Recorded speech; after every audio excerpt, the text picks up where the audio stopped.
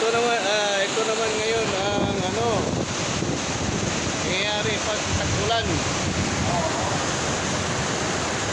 Oh. Yan ang harap ng resort. Dami hangin.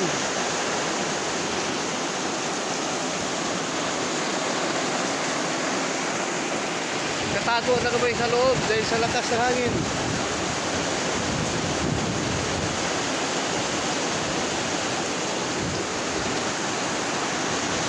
Nasa kanto ako ngayon.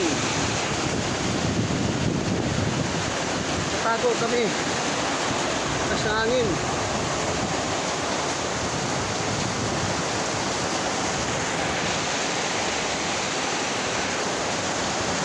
Dali lakas ng hangin, friends, oh. Meron bang bagyo? Ngayon tinatanong ko kung mayroong bagyo. Tatago kami sa loob ngayon.